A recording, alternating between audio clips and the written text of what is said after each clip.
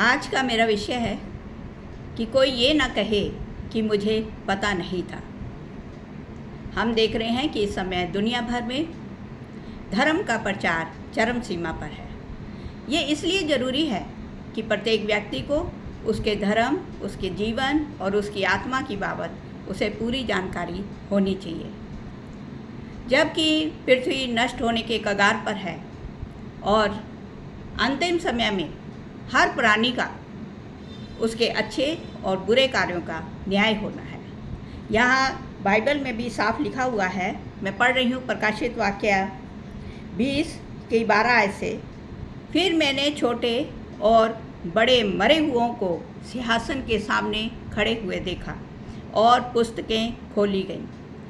समुंदर ने उन मरे हुओं को जो उसमें थे दे दिया और मृत्यु और अधोलोक ने जो उसमें थे उन्हें दे दिया, ताकि हर एक के कामों के अनुसार उनका न्याय किया जाए। और जब ये न्याय का दिन होगा, ऐसे में परमेश्वर भी चाहता है कि कोई मुझसे ये ना कहे कि हे परमेश्वर, मुझे पता नहीं था। यदि पता होता तो मैं शायद ये पाप ना करता।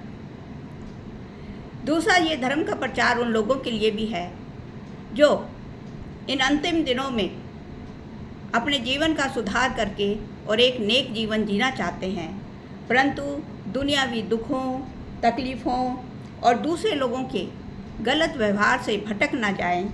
इसलिए उन्हें धर्म की वास्तविकता का ज्ञान होना चाहिए ताकि वो अपने विश्वास में अटल बने रहें। यह साफ लिखा हुआ है 2 तीमुथियुस 3:1 में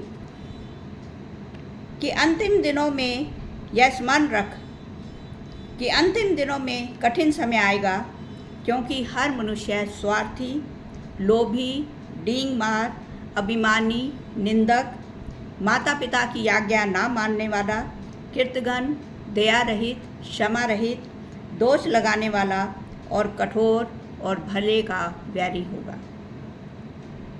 वह परमेश्वर को नहीं परंतु अपने सुख विलास को चाहने वाला होगा।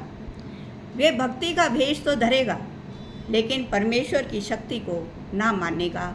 ऐसों से परे रहना। एक और जगह भी चेतावनी दी गई है। मैं पढ़ रही हूँ मत्ती 7:15 में। झूठे भविष्यद्वक्ताओं या झूठे उपदेशकों से सावधान रहो।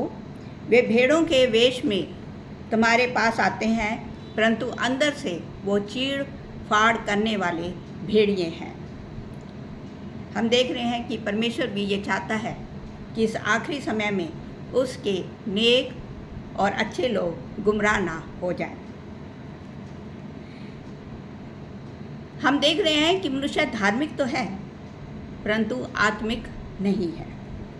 वो शरीर रूपी तो सारे कार्य कर रहा है, जैसे रोज़ सुबह मंदिर जाना, चर्च जाना, मस्जिद जाना, प्रार्थनाएं करना, दान देना, लंगर लगाना और सुबह शाम धार्मिक कार्य करना, परंतु वो आत्मिक कार्य नहीं कर रहा है। जैसे कि दूसरों से प्रेम करना, दूसरों की भलाई करना, किसी को धोखा न देना, दूसरों के लिए त्याग करना और क्षमा और दया करना। इसलिए परमेश्वर ये चाहता है कि जो उसके अच्छे लोग हैं वो इन सब बातों से सावधान रहें।